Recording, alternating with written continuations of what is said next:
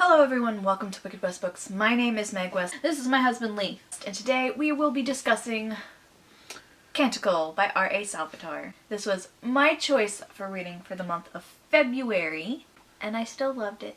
So this was a book that I read when I was in high school. I think it was honestly my very first Forgotten Realms book that I ever read. Okay. And it was still as cute as I remembered it to be, if it wasn't very, very short. This seems like 5 books would be a lot. Creaky. But it was short. It's a 10-hour audiobook, but we listened to it at 2 times speed, so short. Yeah, even kind of plot line, it felt a little short. It was definitely short. I finished this up in plenty of time. Yeah, I think I read it in a whole day. A whole day. So this is the first book in the Cleric Quintet. The Cleric in this story is Catterley, and he is part of a library to the knowledge god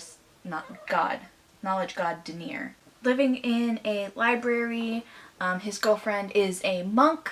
After reading this book, does it kind of help explain why I usually pick monks when I do things? I can see why you like her. She's basically got your personality. Haha!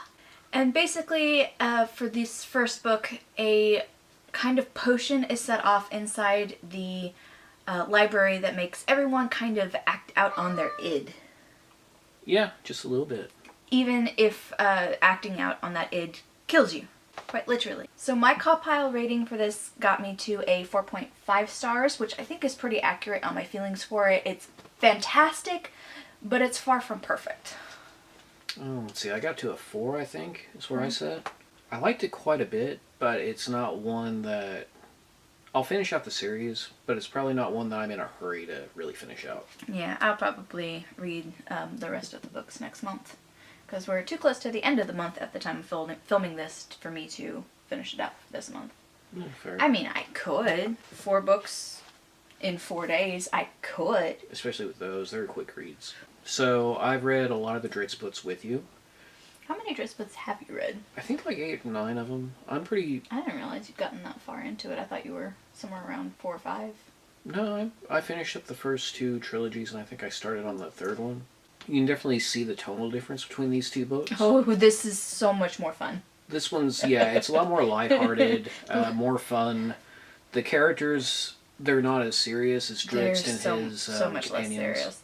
Although, I think part of that is the dwarf thing, because if you go for a least serious character in the Dritz series, it's going to be Bruenor. Yeah, dwarves tend... Hey, buddy. I have a cat. Yeah. You were talking about how unserious the dwarves are. Yeah, dwarves, they tend to be unserious in the Forgotten Realms. They're very stereotypical dwarves, except they're just not hard-edged a lot of the time, which is kind of funny. They want to have, fun with their long lives. It's more seeking of fun than necessarily anything else. Alright, if we're looking at Tolkien, it's like if the dwarves and hobbits hung out all the time and they kind of interchange personalities a little bit. Well, I mean, because the halflings are more like hobbits, and they definitely exist because there's one in the Drizzt. Yeah, well, like I said, I'm looking at it from Tolkien's point of view. Dwarves and those are always kind of more serious. It seems like, at least how they are depicted now. And the halflings are always more fun. It's kind of like they meshed up those 2 for these dwarves. I found it really distracting, honestly, because I've read a little bit of Bruenor, but I haven't read enough that I expect that of all dwarves, and these 2 just threw me off. I will say that this book was a really good palate cleanser. I've been reading a lot of 40k books and in the grimdark stuff really heavy for a while. It does not qualify as grimdark at all. Whenever I was making the CAWPILE, I actually called it, I think High Fantasy is what I ended up calling it. Yeah. It's probably the lightest book I'll read this year, probably. I mean, I could write if you finish the series, they'll all be pretty light. Well, yeah. They'll get, I think, if my memory serves, they get a smidge darker as it goes on, just because the characters grow up and find more evil in the world exists. Yeah, I could see that. We got the big boy in here now. Him's full of purrs. He's happy. He's always happy, though. I think we should start with the CAWPILE ratings. So I gave the characters an 8. They're probably one of my favorite things about, especially this first book. And it's still more the background characters than it is necessarily Catterley and Danica. I like Danica quite a bit. Catterley, I could take her leave. I think he's a really good moral compass for everything. like a But- perfect moral compass, but which I he's think is so- what annoys me about him a little bit. He's so passive Very passive. that even whenever it's time to act, and it's like, okay, if I don't act, everyone I love is gonna die. He hesitates, and I'm like, no. Yeah. At that point, even your God would forgive you for that one. And the Daenerys, we learn in this that he requires you to learn how to properly use a weapon as part of his study anyway. He doesn't want you to be violent, but if it's time for violence, then you gotta be able to handle yourself. By far the best character is Pickle. Yeah, Pickle is pretty awesome. I'll admit that. Druid, or a dwarf who wants to be a druid. I actually started liking the villains more than the heroes in this book. My memory, Alistair does stay for like the rest of the series, so you'll get to know Well- him, and actually I think the little imp guy, Druzel, he'll stick around for the rest of the book too. He's too backstabby. At least He's backstabby, but he's more of lawful evil, where the imp is more chaotic evil. Oh, definitely, I would agree with those categories, yeah. Yeah, so I can understand the lawful evil side a little bit. And I even like the character for the most part. I mean, and I'm getting ahead of ourselves. He has a really good moment at the end. I'm evil, but I gotta save this guy. And then he lies about it. Atmosphere, I gave an 8.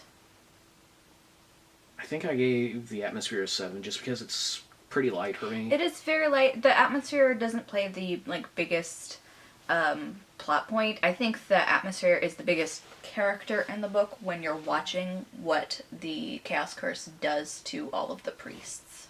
Yeah, I mean, if we're looking at it, if they had almost slipped into another realm or something to where this stuff was manifesting, more like it was actually manifesting if they were hungry or something, there would be massive tables of food, and they're just being gluttonous. I could have got more into that, to where stuff would have been changing.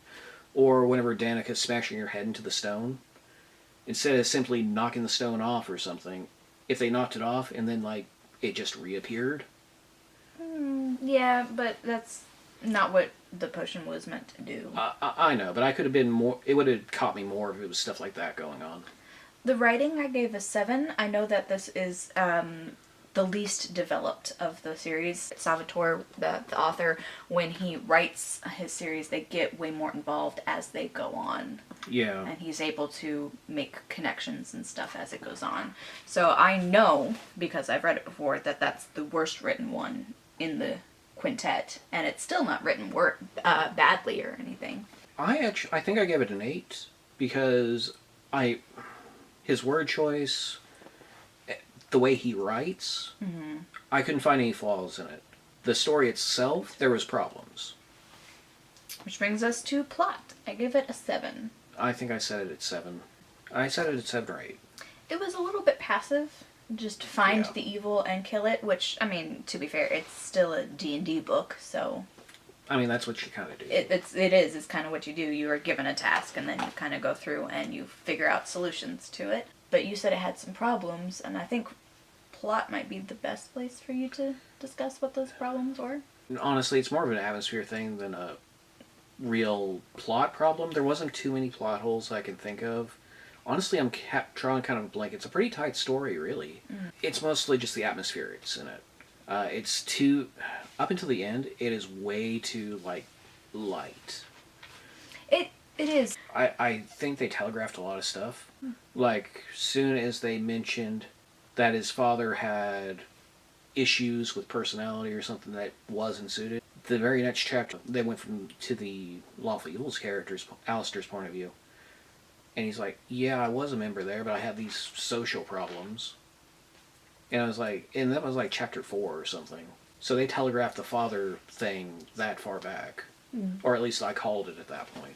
But yeah, it was a very lighthearted, like, atmosphere for the sake of a curse that is actually killing people. Yeah. Which, I mean, I'm fine with it being lighthearted, but it almost didn't take itself seriously, even when they're, like, eating enough food to rupture their stomachs and stuff like that. Yeah, I can agree to that. For something that was meant to have dark elements, those dark elements were not dark. Yeah, They were still very easy to read, which could actually be a good thing for some people who are reading it if they don't want that grimdark feeling. Yeah. Can't handle reading. Honestly, I would say this is probably a really good introduction for maybe a 10 to a 12-year-old kid trying to get into Forgotten Realms. I'd say this I think might be about... No, I was a little bit older than that when I first picked it up. Because there's not too much. There's nothing too horrible that happens in this. There's a couple of things that might be hinted at. Yeah, I was like 14 or 15, I think, so yeah. That could have went a lot darker. I put Intrigue at a 7. It's a very short book, and I felt like the fact that it was so short was more the reason I kept reading it so quickly, rather than me needing to pick it up to keep going. There was nothing that made me want to, like, pass over it, but it didn't need... Like, it's a short book, realistically. Yeah. So... I mean, I probably could have finished it. I didn't need to take that week break between starting and finishing it, but I felt like it wasn't catching my attention enough for me to really want to continue. Like I said, nothing wrong with it. It didn't grab me like it would probably grab a lot of other people. Logic, I gave it a 9. I think I gave it an 8 just because most of it was alright, and I understand it's a spell, but there were some things that just were like, you're really going to try to kill your brother, throwing hatchets, butcher's knives at him. But then you're just going to be super pissed off whenever he gets killed, supposedly. Yeah, id. Following the id. So it's alright if he had killed him? No, but it is so much easier to be angry at someone if they are alive and well than it is to be angry at them when they're dead. Okay. It didn't make a lot of sense to me whenever I was reading. It's like, so you're literally trying to kill him, but as soon as he dies... Child. True. So, no. Enjoyment, I give it a 10. But I think a good portion of that is the nostalgia factor, because I did read it before so many years ago, and being able to revisit this world and these characters was so much fun. So you're looking through the rose-tinted goggles, basically. Maybe for that one. I tried not to be for the rest of it, but when it comes to enjoyment, that's entirely up to me, and I give it a 10. Yeah, I mean, I enjoyed it. I think I gave it an 8, just because I enjoyed it. It's cute, it's fluffy, you prefer darker. It's a lot of... I'm fine with fluff, but some of it was just a little... But you want it to be dark when it's meant to be dark. If I was like 10 or 12, I would have loved it. But it's just reader development over years, basically. I mean, that's fine. It would still count. It still counts as like an adult. It's not a young adult, but it's an adult that... Really? I placed it as a young adult on my CAWPILE. It's Avatar, and I would place it as adult. I would place it at... Forgotten Realms gets... All of it gets shelved in adult. Really? Uh-huh. And then Catterley's in his 20s, so they count as adults and not young adults, because young adults are typically teens. Now, I've read some young adult with you. This feels younger than young adult nowadays to me. No. Yeah. No. I would say I would have our kids read Tolkien.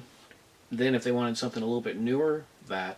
So what was your favorite part about the book?